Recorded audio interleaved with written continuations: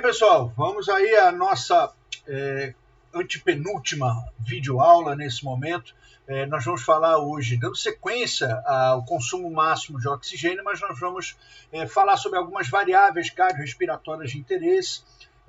Nós dividimos esse assunto em duas videoaulas para que elas não ficassem em uma aula apenas muito longa, então nós quebramos ao meio, mas vamos apresentar a vocês agora algumas dessas variáveis que foram selecionadas de modo bem específico para poder facilitar a compreensão de vocês acerca desse assunto. Nós vimos na semana passada respostas ventilatórias ao exercício progressivo máximo, então fomos vendo que como é um exercício progressivo, conforme o tempo vai passando, a intensidade vai aumentando e com isso a resposta da ventilação pulmonar também vai apresentando valores cada vez mais altos. Dentro daquele princípio da dose-resposta, nós vamos ter valores aumentados de ventilação pulmonar conforme o estímulo gerado pelo exercício vai sendo também proporcionalmente mais alto. A partir do momento que eu já fiz aquela determinação da ventilação pulmonar e fiz também pelas medidas diretas dos gases expirados, nós fizemos a determinação tanto do VO2 como do VCO2, ou seja, a quantidade de oxigênio que foi consumida durante o exercício e a quantidade de CO2 que foi produzida durante o exercício. Nós podemos agora fazer os chamados equivalentes ventilatórios de oxigênio e de CO2. O equivalente ventilatório de oxigênio, chamado de EVO2 ou também de VEVO2, vocês vão encontrar escrito em laudos de teste ou em estudos, em livros, tanto de uma forma como de outra, EVO2 ou VEVO2, a mesma coisa para EVCO2 ou então VEVCO2, tá? Então as duas formas podem ser encontradas. O EVO2, o equivalente ventilatório de oxigênio, ele vai ser determinado pela razão, a divisão que a gente faz entre a ventilação pulmonar, que é o VE, pelo VO2. A partir disso, a gente vai determinar quantos litros de ar devem ser ventilados para que se possa consumir 1 litro de oxigênio. Então, quanto maior for a necessidade de eu ventilar ar para poder consumir 1 litro de oxigênio, menos eficiente eu estou me mostrando. Então, o meu organismo, se ele precisa consumir, para ele poder consumir 1 litro de oxigênio, se ele puder ventilar menos ar a cada minuto, vai mostrar que ele está sendo mais eficiente. Com relação ao equivalente ventilatório de CO2, nós vamos determinar, pela mesma lógica matemática aqui, nós vamos dividir a ventilação, novamente, o VE, pela VCO2, pelo volume de CO2 produzido no exercício. E a partir disso nós vamos determinar quantos litros de ar devem ser ventilados para se eliminar 1 litro de CO2. Vamos entender como isso funciona durante o exercício. Então, durante o exercício progressivo, então nós temos aqui a carga em watts, já dá a ideia para a gente citar em watts que isso foi feito provavelmente em um cicloergômetro ou algo parecido e não numa esteira rolante, porque a esteira rolante não faz a determinação da carga por watts, em 5 km por hora.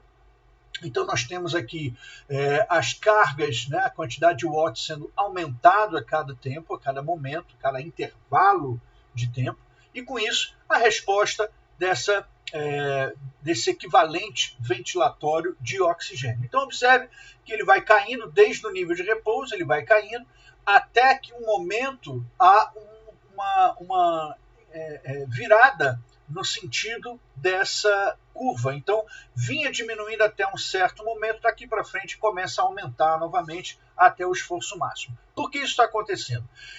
Eu vou aumentando e melhorando a minha relação entre ventilação e perfusão, fazendo com que eu consiga adequadamente aumentar tanto a ventilação como o aporte sanguíneo para que essa relação ventilação-perfusão chegue num nível ótimo. Então, quanto mais baixo for o valor desse equivalente de oxigênio, melhor será essa relação entre ventilação e a perfusão sanguínea, com isso, então, mostrando melhora da eficiência.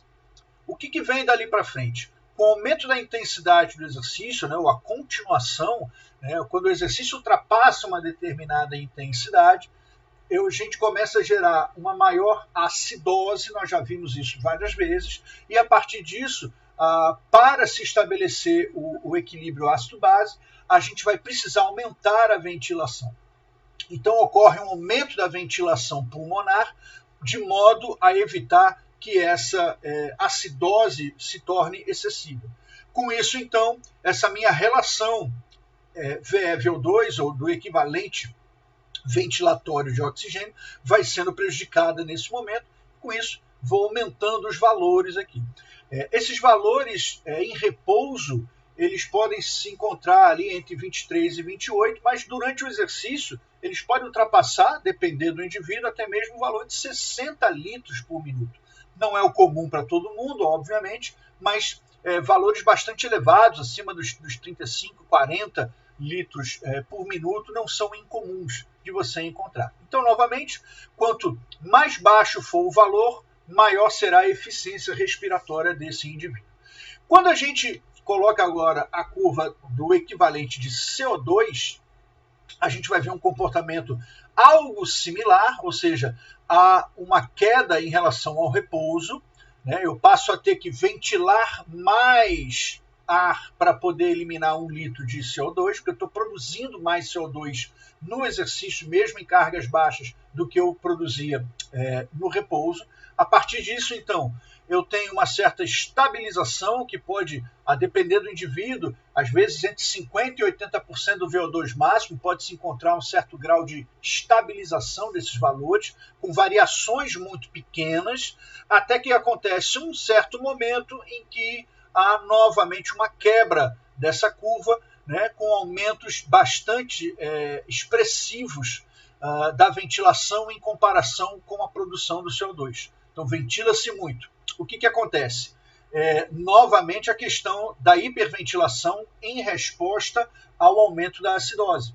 Então, primeiro, a gente tem essa variação acontecendo com relação à curva do equivalente de oxigênio e um pouco mais tarde em relação ao equivalente de CO2. Nós vamos ver na próxima aula, esse gráfico vai aparecer novamente, mostrando para a gente que aqui se encontra, nessa quebra que acontece na curva do equivalente de oxigênio. A partir desse ponto é onde a gente encontra o chamado limiar anaeróbico ou limiar ventilatório 1.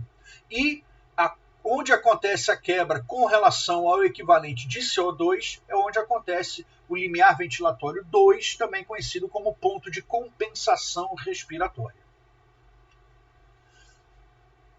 Durante o exercício, a gente tem uma série de mecanismos diferentes, metabólicos, que vão gerar uma produção aumentada de CO2, ao mesmo tempo em que eu estou buscando consumir, pegar o ar para poder consumir o máximo de oxigênio que eu posso. Então, como nós temos variados mecanismos, a própria produção de ATP ela vai depender disso também, a gente precisa tentar, seria interessante tentar encontrar um ponto de equilíbrio, mas, na verdade, na maior parte do tempo não acontece um equilíbrio entre o meu consumo de oxigênio e minha produção de CO2.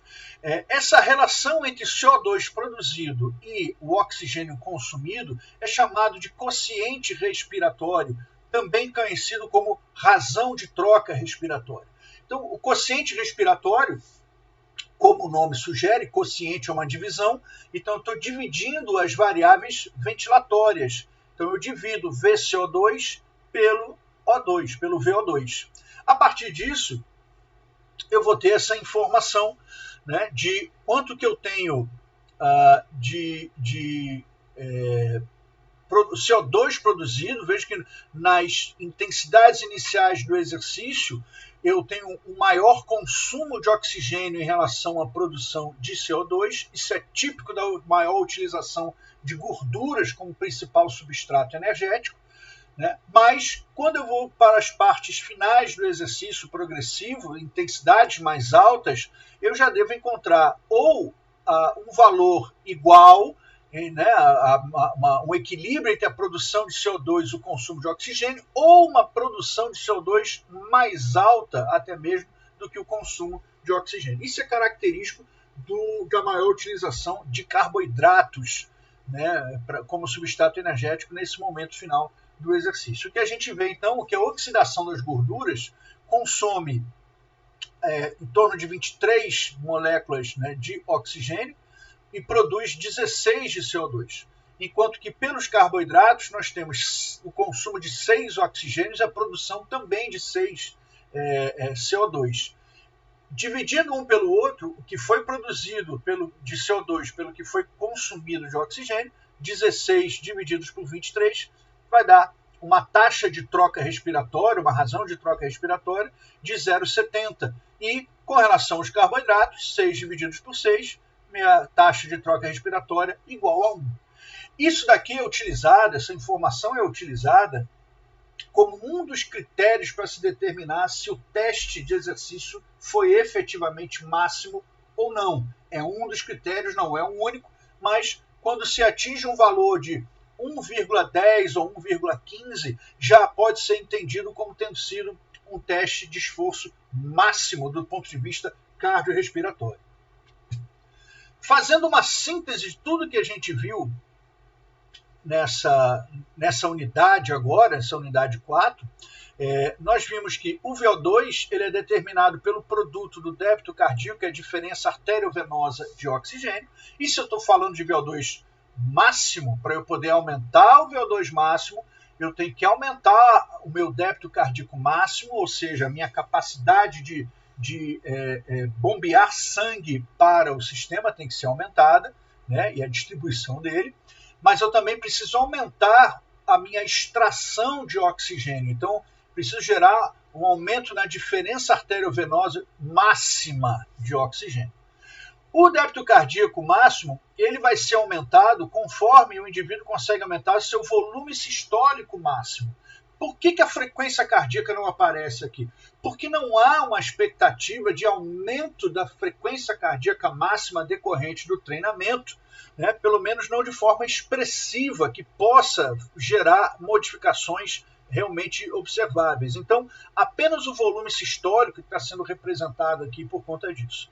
O volume sistólico ele vai ser determinado pelo conjunto, né, da pré-carga menos a pós-carga. Então eu preciso aumentar a pré-carga, aumentar o retorno venoso e a partir disso também preciso reduzir a pós-carga, aquela resistência oposta à saída do sangue a partir do ventrículo esquerdo, a partir da aorta, eu tenho que diminuir essa pós-carga.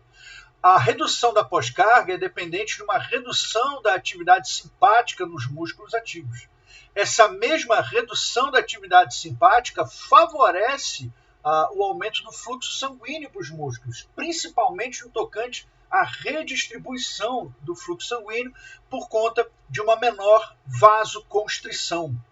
Além disso, eu preciso aumentar a densidade capilar e densidade mitocondrial. Então eu passo a ter mais capilares ativos durante o exercício máximo e tem uma maior produção, uma maior densidade de mitocôndrias atuando para poder auxiliar na utilização desse oxigênio. Se eu tenho mais sangue chegando, se eu distribuir para onde eu preciso, nos músculos ativos, se eu tenho maior densidade capilar e mitocondrial, eu consigo aumentar a minha diferença arteriovenosa máxima de oxigênio.